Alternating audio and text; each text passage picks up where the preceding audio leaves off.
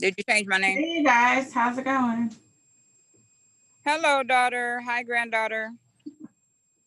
Hi. What's going on, Gen Z? Why can't we see you? Busy morning this morning. No time to get ready. Uh, Sorry, fans. and baby boomer, where are you?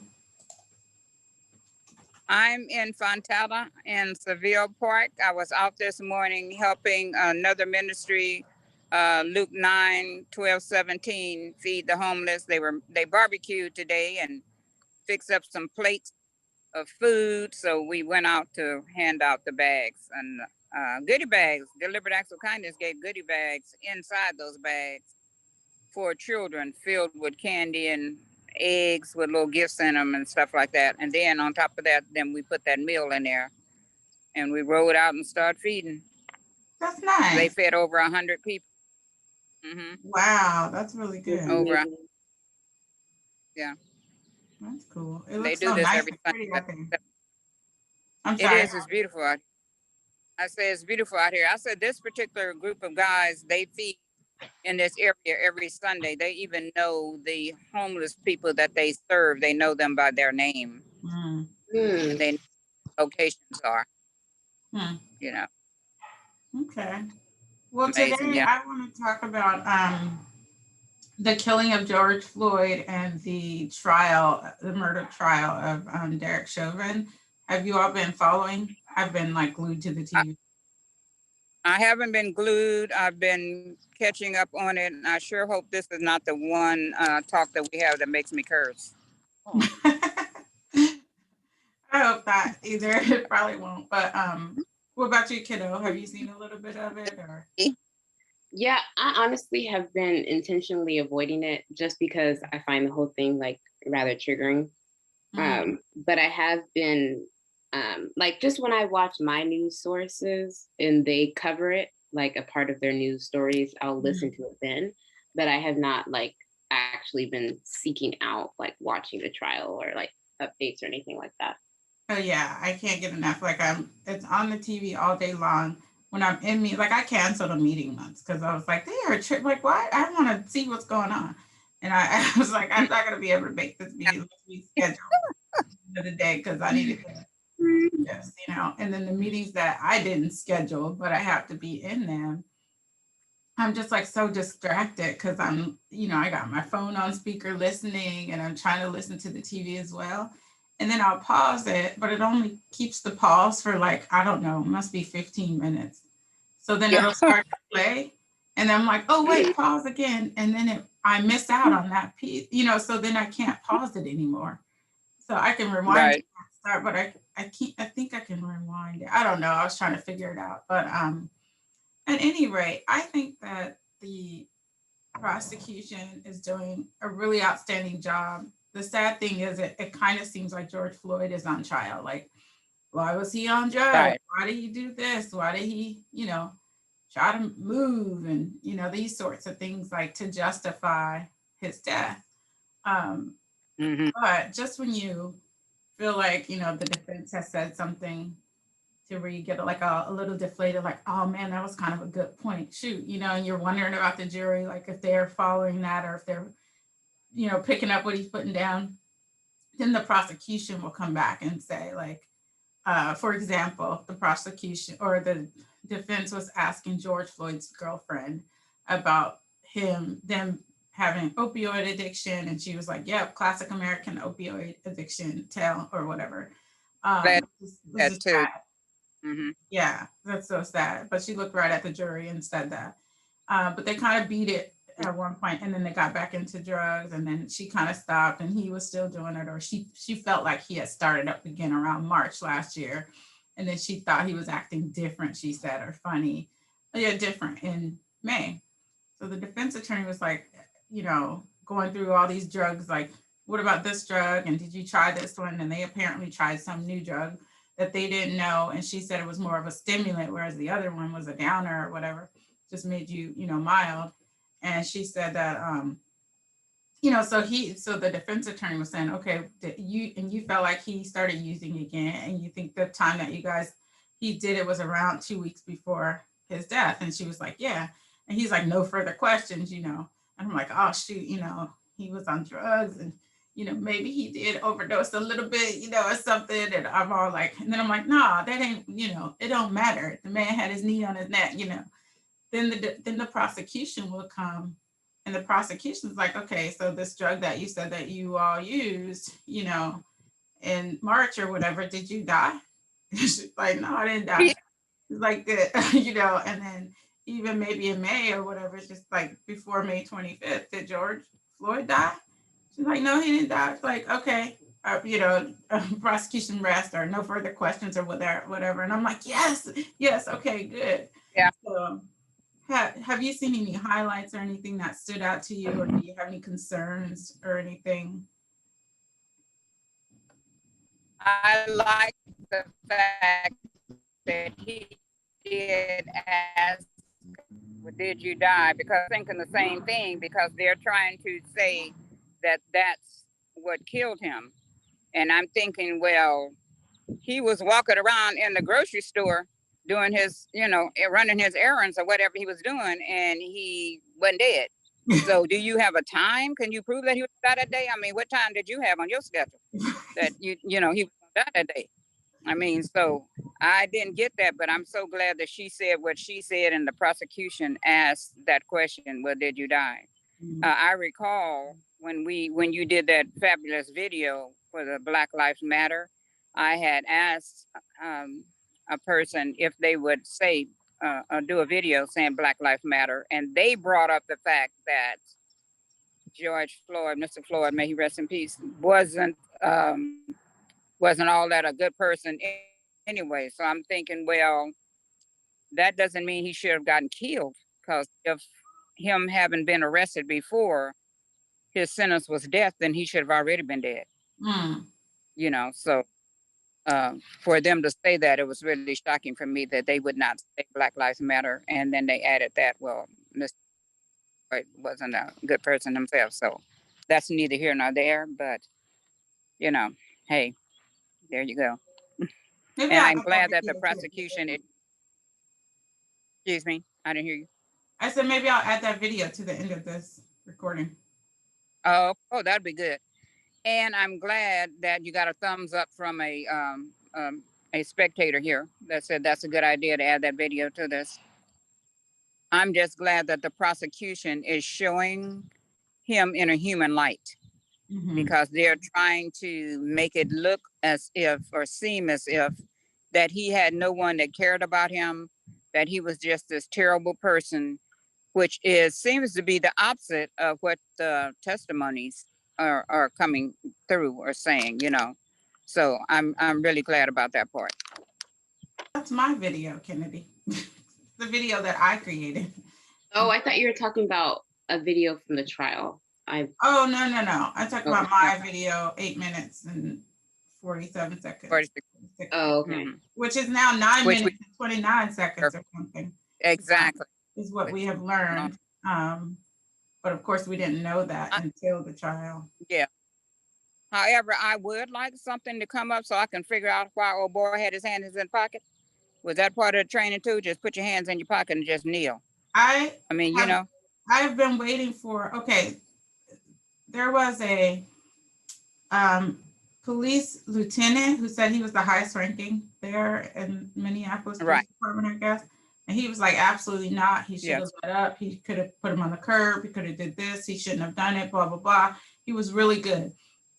When he responded, he looked right at the jury and said, no, you don't, that's not part of the training. No, you don't do that for that long. You could, why not? They're like, because you can kill a person. You don't just deadly, you know. And then there was also another person, I can't remember who it was, another officer, and that person was basically like, nope, don't do it. And then there's the sergeant, the African-American man. I didn't care for him. He was like this. You see him on the stand the whole time? I don't recall which one he was. To me. Oh, well, I don't recall who he was. He might have been pissed. He was the sergeant who came, you know, who they called or whatever, and he came. There was another sergeant after they took Mr. Floyd to the hospital. there's another sergeant, there's like 3 of them on duty at that time. And this particular sergeant said, hey, can you go over there or whatever? And he was like, yeah, I'll go. So he went on the scene, but I didn't feel like he was helpful at all. I was just like, this guy's not. I didn't. You didn't see him? I didn't Yeah. see his testimony. Yeah. No. Mm. I did hear the duty fire person, the female Jennifer something, the one that walked up to him and asked if she could check his pulse and stuff like that, and they wouldn't let her. But then her supervisor testified too, and said that when he was called, he came looking for a body, and he went in the store. And when he went inside the store, he heard how the people were talking. That's how he kind of figured out what had happened, because they were upset and they were talking about what had just happened. And he ran into her, and she was all distraught and just, really taking it so hard. And she was taking it so hard to him that even after he left and went to the hospital to check out everything, he sent 2 other people back, persons back, to check on her, because she was so upset and so, just hurt and angry about the situation, and that they would not allow her to help, which is her job. Was that her So, boss? I thought, yes, I don't think it was her boss, but it could have been her boss, but not for sure, but I know he was a supervisor The captain, yeah. in the same department.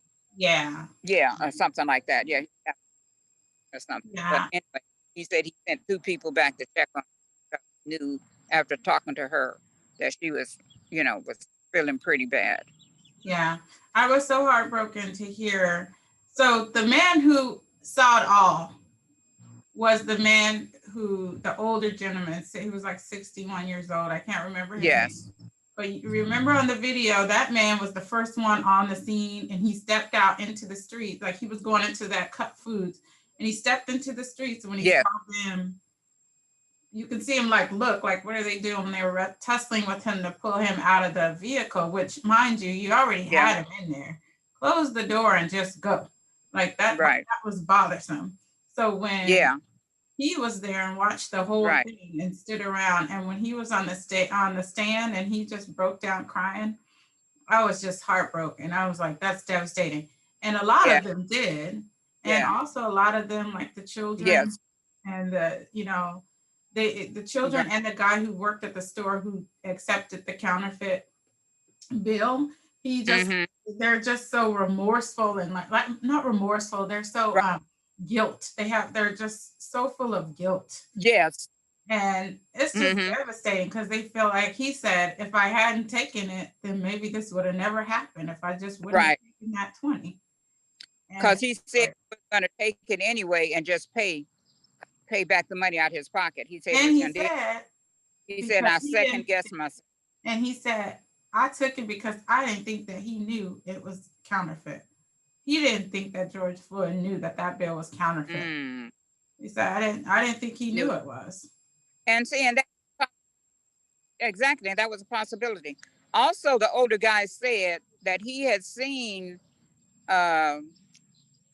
old Stanky Knee, say he had seen him 5 days before, and he told him, all I want you to do is get back home safe to your family, and you let the other person get back home safe to theirs.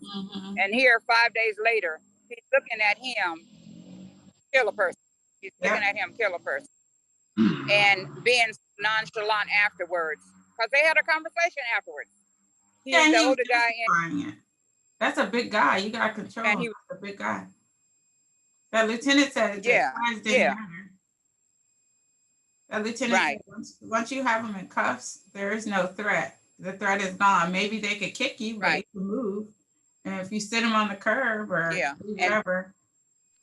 And then you roll them in a position so that they can breathe. So they're yours once you get them in. Yes. 2 things that stood out to me as well. One, when they were playing these different angles of the videos, I was like, wow, we never saw all of that. And it was just devastating and, make me cry all over again watching it. But the one thing that I noticed is when George was saying, I can't breathe in the car, when he was like, I can't breathe, I'm claustrophobic. Okay, just let me get in the front seat. I'm claustrophobic. And I understand people can say just about anything because they don't want to be arrested or whatever. But what I noticed was when they pulled him out, he said, oh, thank you. He probably thought he was being given a chance to breathe and not To breathe. his mind because he was claustrophobic, which makes a lot of sense since he was such a tall person. You never know, like he's going in the back of this thing, so there was that.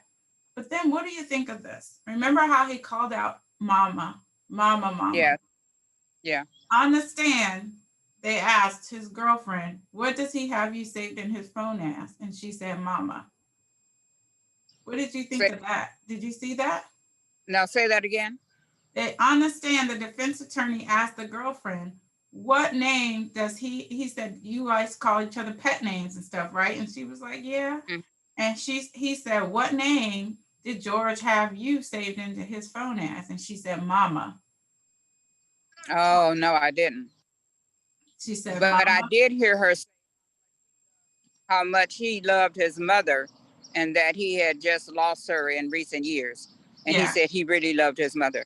So I didn't hear that. He called her mama. That was right around then. She said she would classify him as a mama's boy and that he was crazy about his mother and stuff. But I thought that was fascinating. I don't know how it would make a difference. Like you're trying to prove a point. No. Yeah, everybody was floored. Like here this man is calling out for his mama who's been dead for however long.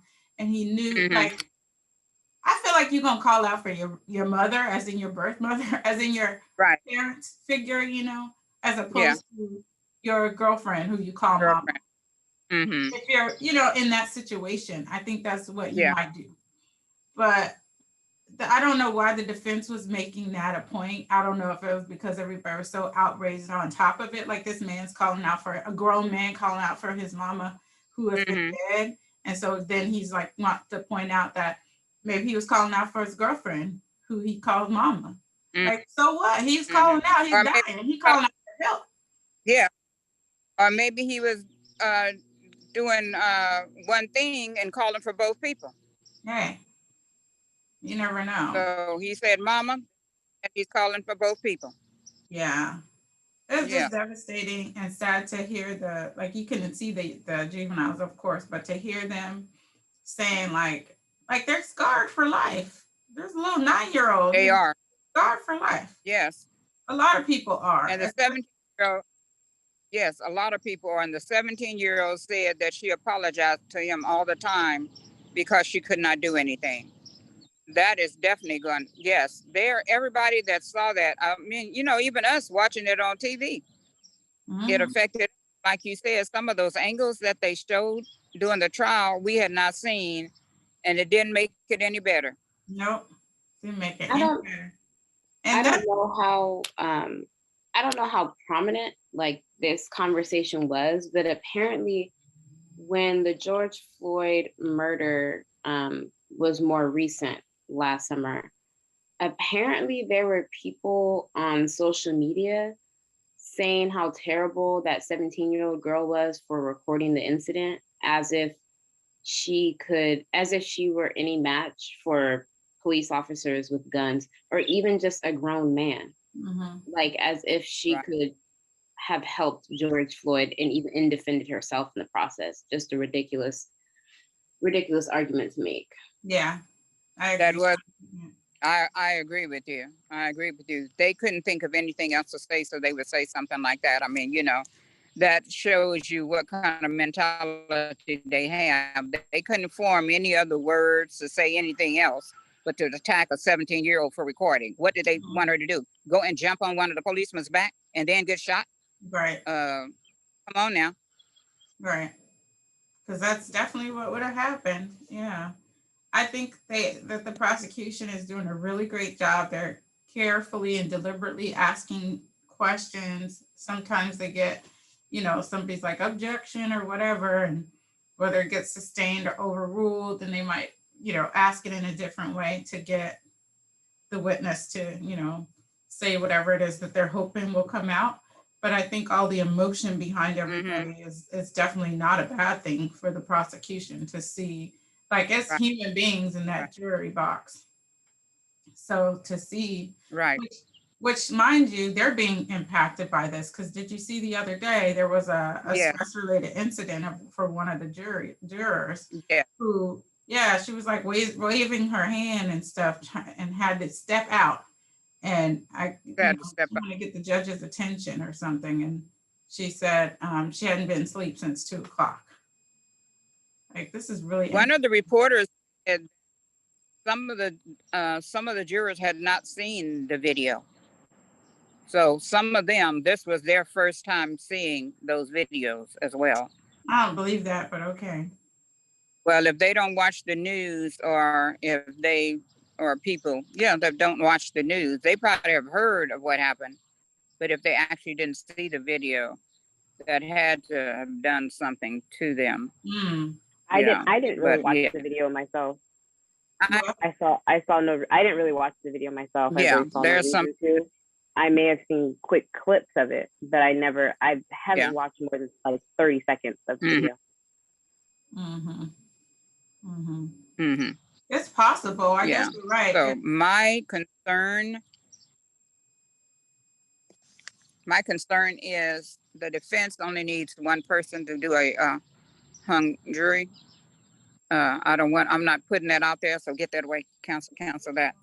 But I'm just hoping that these people, the jury, sees and listens and take to heart and understand what actually happened, and not be so hardened by what they actually believe about somebody, especially about Black men, that they do something foolish.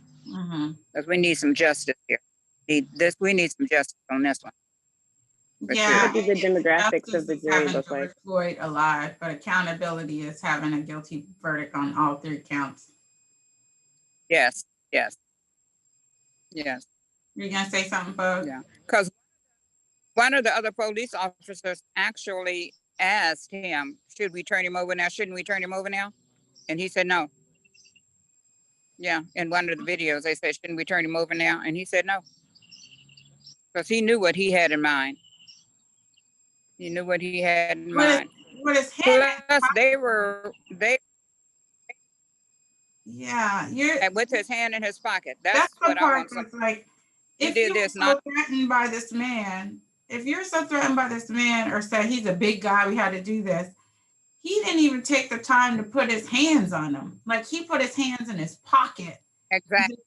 And then a lot of the witnesses said it seemed like the more, like as we said, hey, you're killing him, let him breathe, he can't breathe, that he went harder, almost to say like, I don't answer to y'all, like whatever. Yes.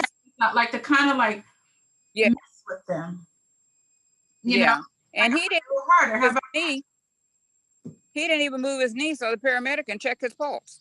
He had to go around and do some other thing. The paramedic had to tap him. He was like, man, get up. He was like, get up, man. Yeah. Well, let me do this. He said he had to check his. And he had to tell him to get up. How you gonna have to not get up when somebody is trying to check a pulse? Like, what is he gonna do? I keep trying to get out of my mind the potential for this to be an acquittal because we've seen it before, but not at this level, not at like the world is watching, you know what I mean? We haven't been at this point. And also, I feel like when there's like a civil settlement, it's kind of twofold. There's one, you'd think the jury would be like, well, it must be a wrongful death if you settle for $27 million, with the family. Why you give it to him if he did what he was supposed to do? Why you give him that money, right? Right. That's one thing. The jury is supposed to not consider that or whatever, because one got dismissed for saying, yes, they think they would consider that or something like that. So they let one really? Right before the start of the trial. Oh, okay. They let one go. Get you right on out of here. Yeah. Be like, oh, okay, that will impact her. But on the other hand, it makes me think of Breonna Taylor, where it's like, that family settled for millions of dollars, and then it's like, okay, there's not going to be any, you got your money. There ain't going to be no charges against these officers or whatever charges that it is because they, hit a wall, Yeah. your bullet hit a wall. What is happening with AG Cameron? Nothing's happening, huh? Unless they've been doing some investigation behind the scene. I don't know what's happening, but he got to go. Something needs to happen. Yeah. Something needs to happen to him for sure. But I mean, in a nutshell, I'm just staying glued to the TV and I'm watching this, or I record, or whatever, try to watch it live. But it really is a distraction. I'm supposed to be reviewing some resumes and stuff, and I'm just like looking up at the TV like this. So hopefully, they're expecting this to go on for about 4 weeks. They still have the chief of police is expected to take the witness stand, and he is expected to say that absolutely Chauvin was wrong and he shouldn't have did this and that and that. And I mean, hey, if you're fired, clearly you did something wrong. You did something wrong. But they're not allowed to say that he got fired. I heard someone say that they're not allowed to mention that in the trial that he got fired. What? They're calling him former. I heard reporters say that they were not allowed to mention in the trial that the police department had fired that man. But I'm hoping that someone in their answer will say something like that young lady, the fire person lady, Jennifer, who she was trying to answer a question. He kept telling her to just say yes or no. She said, well, I'm trying to finish my answer. So I'm hoping the judge kind of got on her, but I'm hoping someone in their answer will say, well, that's the reason he got fired, right? And just let it come on out. Just fire people for doing the right thing. But you fire people for doing the right thing. Obvious he did something wrong. They fired him. So, I'm just hoping somebody lets that slip out. That defense attorney tried to paint that lieutenant as like old school. He was like, so old school cop. You're an old school cop. He was like, okay, yeah. He's trying to make it like the academy has changed so much that you're not going to know how you're supposed to manage, subjects these days. Or he's like, I have to get recertified annually or whatever. And I know what goes on through the academy. And it hasn't really changed. Exactly. And he said that once you get your person down, that becomes your person. You're in charge of that person to care for that person, to be sure that they don't die. Mm-hmm. You're supposed to offer some type of help or medical aid to be sure that that person lives. Mm-hmm. You're not supposed to be holding the person until they die. That's not the point of arresting a person. So so one of them did. Huh? Go ahead. I said, one did say that's your person. You're supposed to care for that person. You're supposed to render aid if you see that person in distress. And no aid was rendering. Even when one of your people say, shouldn't we turn him over now or roll him over or something to the side? And he said, no. And that was in the recording. So, hey.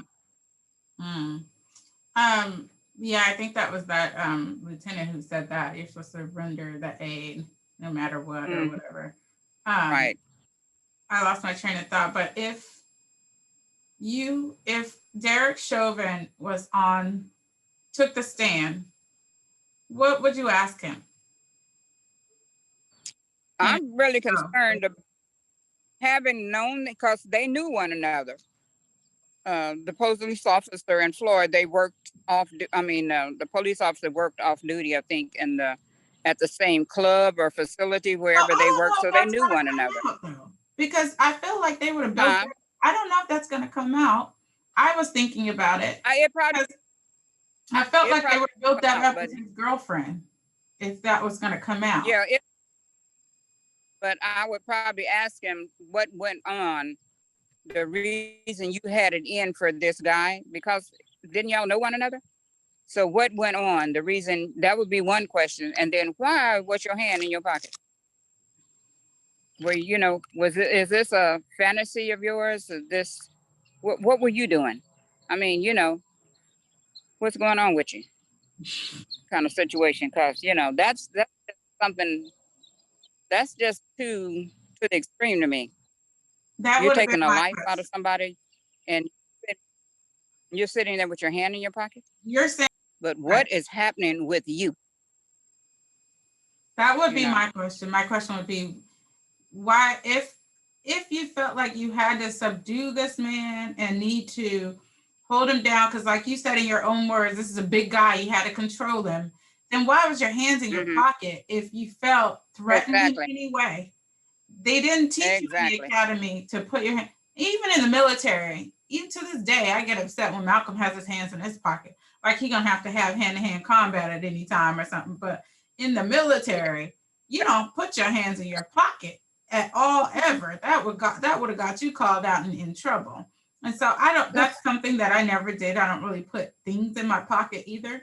But I'm sure at the academy, there ain't no way in hell they'd be like, well, just put your hands in your pockets when you chilling, or if you got your knee on them, you could just put your hands in your pocket. Like that was not a part of the damn training.